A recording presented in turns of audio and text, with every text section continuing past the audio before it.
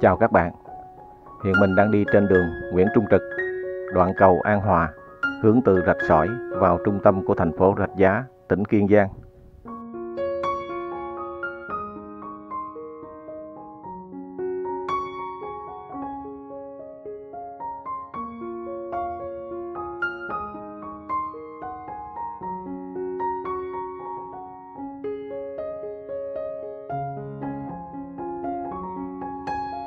Qua cầu An Hòa là vòng xoay cầu An Hòa. Bên phải là đường Nguyễn Trung Trực.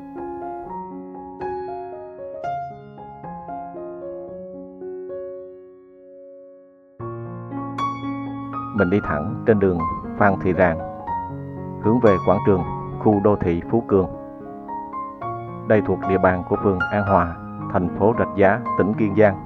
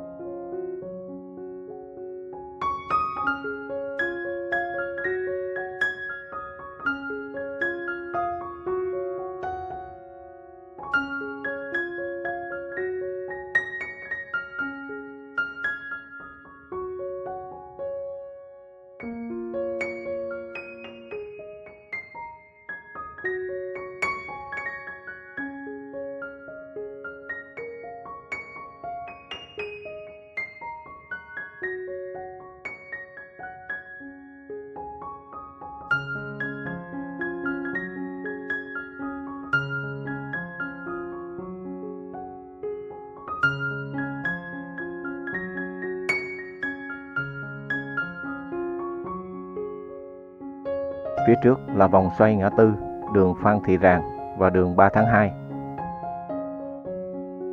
Đi thẳng thì ra khu đô thị lấn biển Phú Cường. Mình quẹo phải vào đường 3 tháng 2.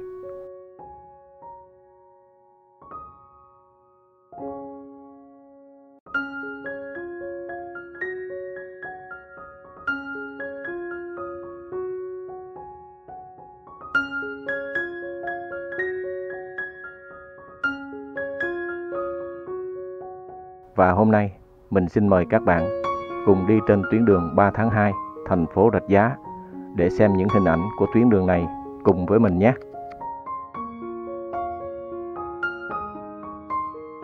Đây thuộc địa bàn phường An Hòa, thành phố Rạch Giá, tỉnh Kiên Giang.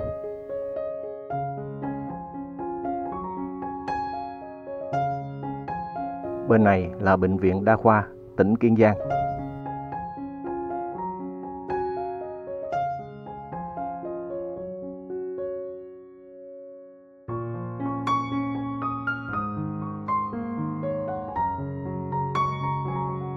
Tuyến đường 3 tháng 2, thành phố Rạch Giá có chiều dài khoảng 5 km. Tuyến đường đi qua địa bàn của các phường Vĩnh Thanh, Vĩnh Thanh Vân, Vĩnh Bảo, Vĩnh Lạc và phường An Hòa, thành phố Rạch Giá, tỉnh Kiên Giang. Hiện mình đang đi trên địa bàn phường An Hòa, thành phố Rạch Giá, trên đường 3 tháng 2.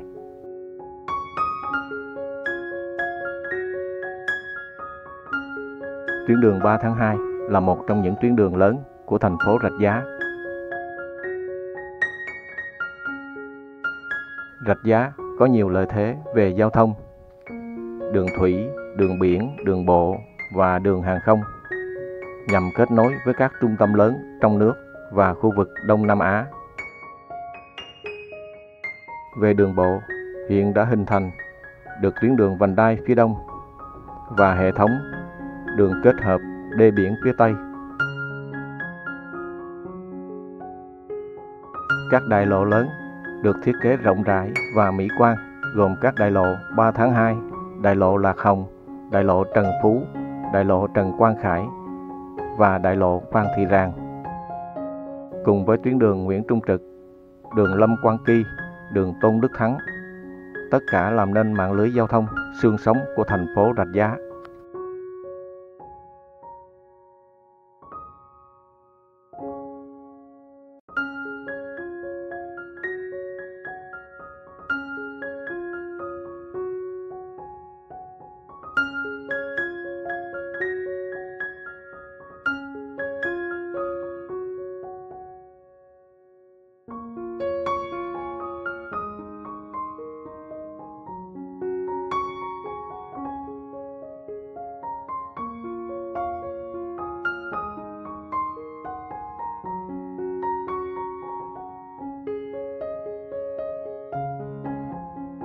ngã tư đường 3 tháng 2 và đường Trần Quang Khải. Bên trái là quảng trường Trần Quang Khải. Bên phải là đại lộ Trần Quang Khải.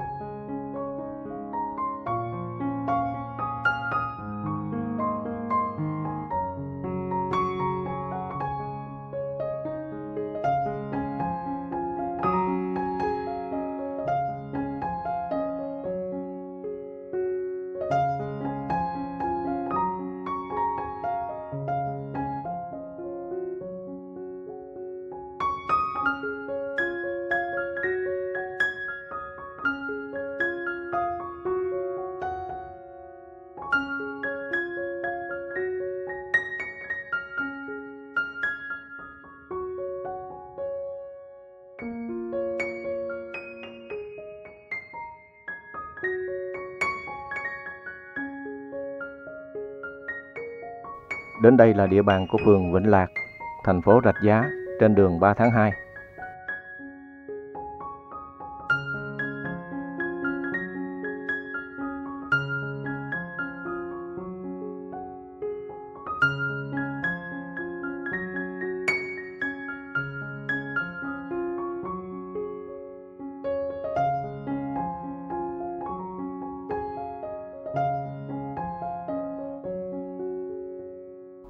Hiện tại Rạch Giá có 2 bến xe lớn là bến xe Rạch Giá và bến xe tỉnh Kiên Giang. Năm 2013, bến xe Rạch Giá đã chuyển chức năng giao thông liên tỉnh cho bến xe tỉnh Kiên Giang tại huyện Châu Thành. Mạng lưới giao thông xe buýt có khá sớm. Từ Rạch Giá, người dân có thể đi xe buýt theo 4 chuyến đến các huyện trong tỉnh. Thành phố Rạch Giá có 2 bến tàu khách lớn là bến tàu du lịch Rạch Giá hay bến tàu Phú Quốc và bến tàu Rạch Mẻo. Tàu cao tốc là lựa chọn ít tốn kém hơn cho du khách muốn ra đảo Phú Quốc hay huyện Kiên Hải. Ngoài ra, còn bến tàu Rạch Mẻo chủ yếu vận chuyển hành khách và hàng hóa đi Miệt Thứ, U Minh Thượng.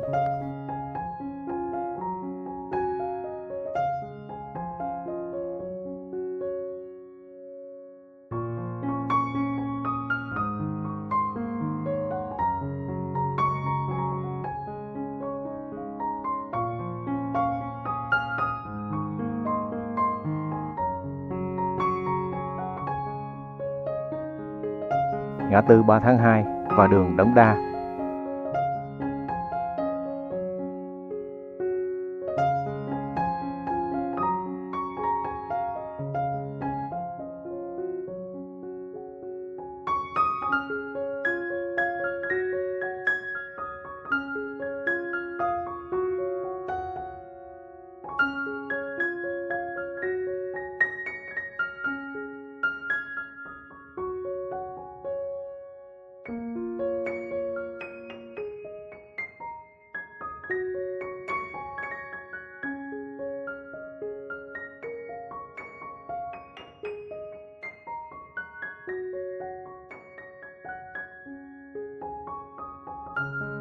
Vòng xoay ngã tư đường 3 tháng 2 và đại lộ Lạc Hồng.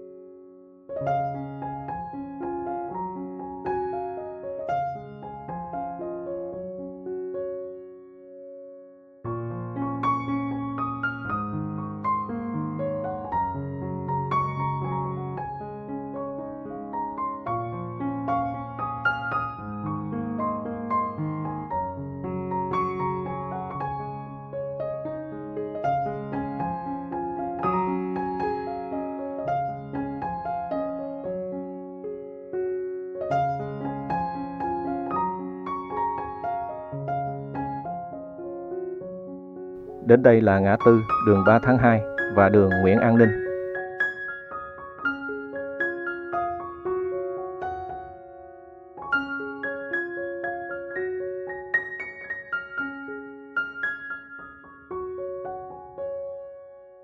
Qua ngã tư, đến đây là địa bàn của phường Vĩnh Bảo, thành phố Rạch Giá, trên đường 3 tháng 2.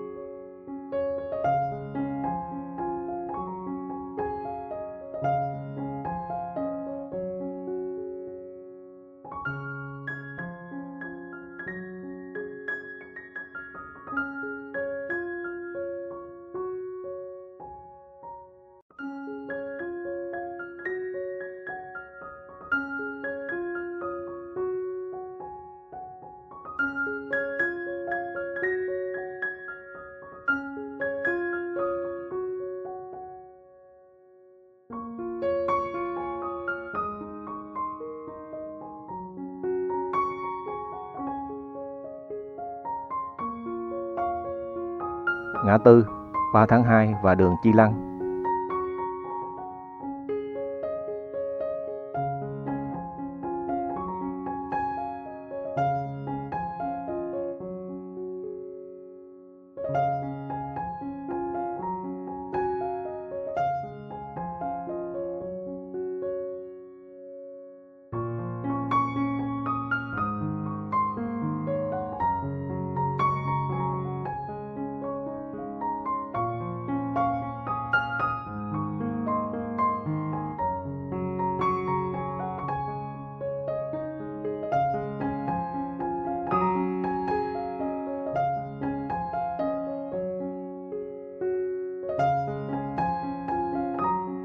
Tòa nhà cao bên trái là khách sạn Sea Life.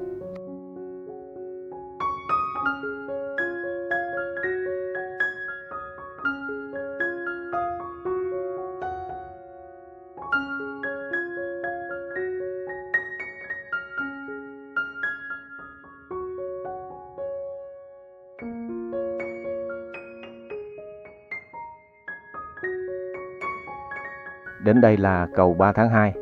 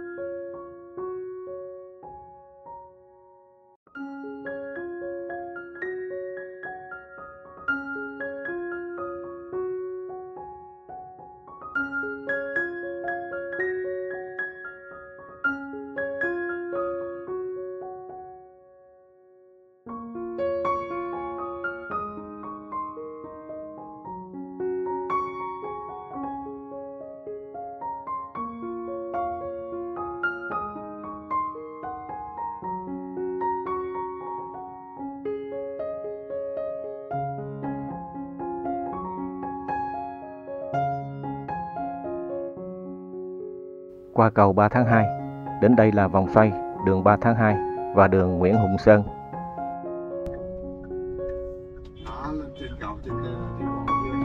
Đến đây là địa bàn của phường Vĩnh Thanh Vân, thành phố Rạch Giá.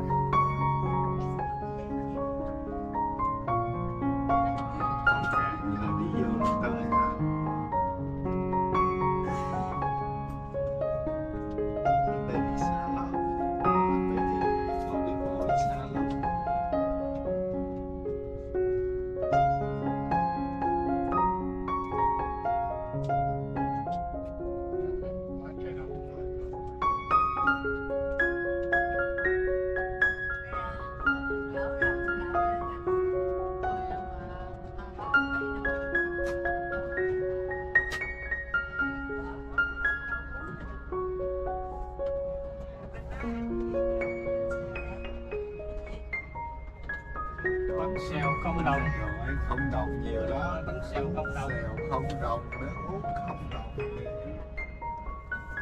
Phía trước là cổng sông Kiên. Qua cổng sông Kiên là đến địa bàn của phường Vĩnh Thanh, thành phố Rạch Giá.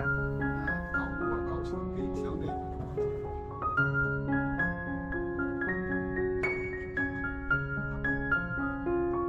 Cổng sông Kiên.